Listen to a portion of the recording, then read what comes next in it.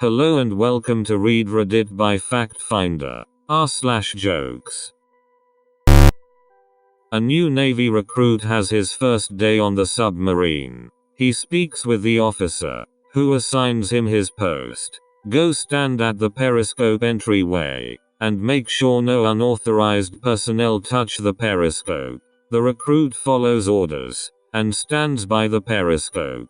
After 15 minutes, the officer stops by. Son, I'm changing your post to the mess hall. Go in there and start washing some dishes. The recruit obeys, and heads to the mess hall. He's cleaned about 3 dishes when the officer walks up again. Listen here, recruit. Your new post is in the supply room. I need you to make sure everything is strapped down tight, in case of rough waters. The recruit again follows orders, and heads off to the supply room. There, he sees a crewman, moving some boxes. Hey there, says the recruit. Is it normal to keep getting reassigned to new posts all day? I haven't kept one position for more than 15 minutes. The crewman says, oh yeah, this sub is full of reposts.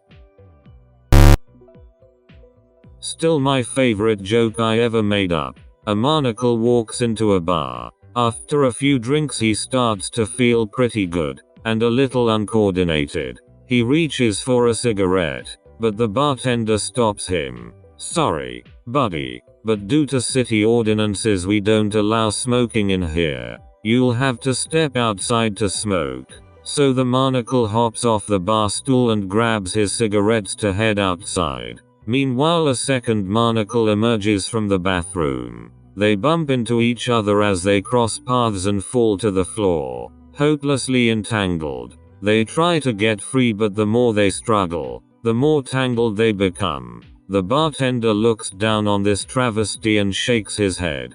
Hey you two, he shouts. Stop making spectacles of yourselves.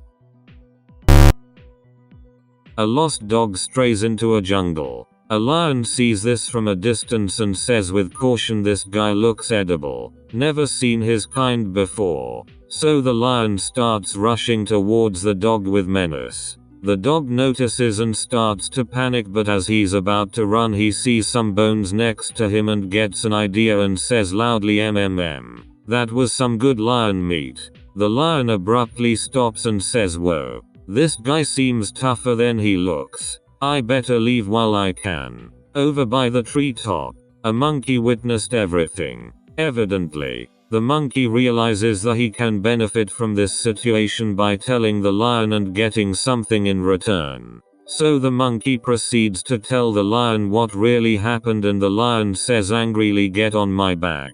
We'll get him together. So they start rushing back to the dog. The dog sees them and realized what happened and starts to panic even more. He then gets another idea and shouts, where the hell is that monkey? I told him to bring me another lion an hour ago. My favorite joke. Everyone knows Dave. Dave was bragging to his boss one day. You know, I know everyone there is to know. Just name someone. Anyone. And I know them. Tired of his boasting. His boss called his bluff. Okay, Dave, how about Tom Cruise? No dramas, boss. Tom and I are old friends. And I can prove it. So Dave and his boss fly out to Hollywood and knock on Tom Cruise's door. And Tom Cruise shouts, Dave, what's happening? Great to see you. Come on in for a beer. Although impressed, Dave's boss is still skeptical. After they leave Cruise's house, he tells Dave that he thinks him knowing Cruise was just lucky. No, just name anyone else. Dave says, President Obama. His boss quickly retorts, yup. Dave says, old buddies, let's fly out to Washington. And off they go. At the White House, Obama spots Dave on the tour and motions him and his boss over, saying, Dave, what a surprise. I was just on my way to a meeting, but you and your friend come on in and let's have a beer first and catch up. Well, the boss is very shaken by now, but still not totally convinced. After they leave the White House grounds, he expresses his doubts to Dave, who again implores him to name anyone else. Pope Francis. His boss replies. Sure, says Dave. I've known the Pope for years, so off they fly to Rome. Dave and his boss are assembled with the masses at the Vatican's St. Peter's Square when Dave says, "This will never work. I can't catch the Pope's eye among all these people. Tell you what, I know all the guards, so let me just go upstairs and I'll come out on the balcony with the Pope." He disappears into the crowd headed towards the Vatican. Sure enough, half an hour later Dave emerges with the Pope on the balcony. But by the time Dave returns, he finds that his boss has had a heart attack and is surrounded by paramedics. Making his way to his boss' side, Dave asks him what happened. His boss looks up and says, "It was the final straw. You and the Pope came out onto the balcony and the man next to me said, 'Who is that on the balcony with Dave?'"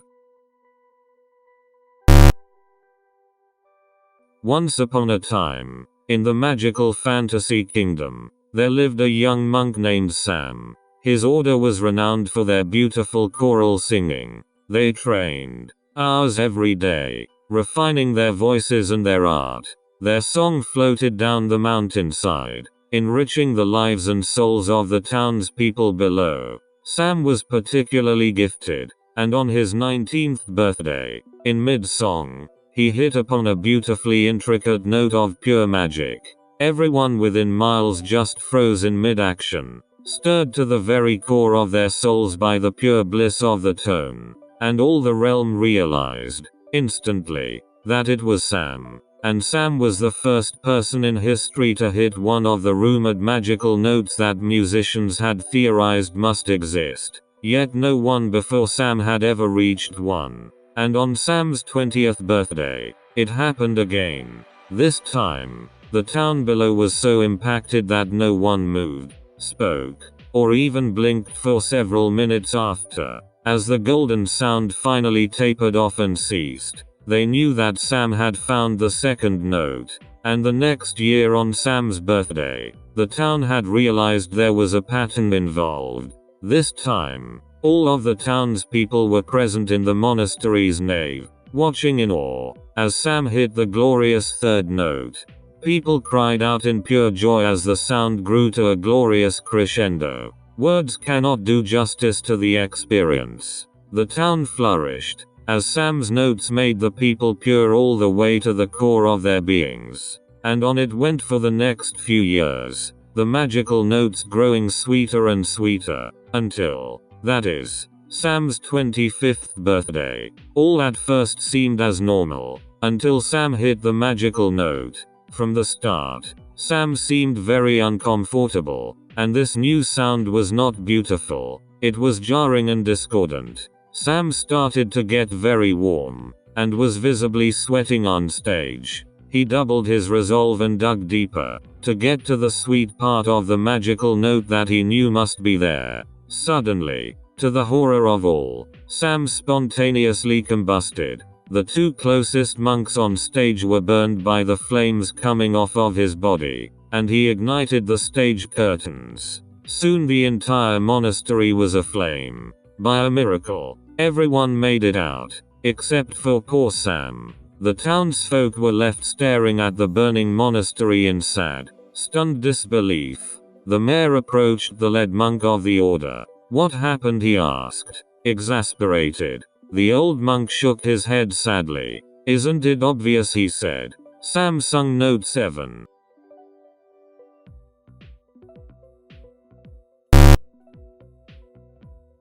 As a butcher is shooing a dog from his shop, he sees a $10 and a note in his mouth. Reading, 5 lamb chops, please. Amazed, he takes the money, puts a bag of chops in the dog's mouth, and quickly closes the shop. He follows the dog and watches him wait for a green light, look both ways, and trot across the road to a bus stop. The dog checks the timetable and sits on the bench. When a bus arrives, he walks around to the front and looks at the number, then boards the bus. The butcher follows, dumbstruck. As the bus travels out into the suburbs, the dog takes in the scenery. After a while he stands on his back paws to push the stop bell. Then the butcher follows him off. The dog runs up to a house and drops his bag on the step. He goes back down the path, takes a big run, and throws himself way up against the door. He does this again and again. No answer. So he jumps on a wall, walks around the garden, beats his head against a window, jumps off, and waits at the front door. A big guy opens it and starts cursing and shouting at the dog. The butcher runs up and screams at the guy, "What the hell are you doing? This dog's a genius." The owner responds, "Genius? My ass. It's the second time this week he's forgotten his keys."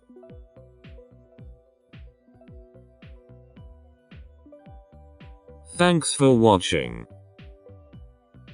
Please like and subscribe for more Reddit content.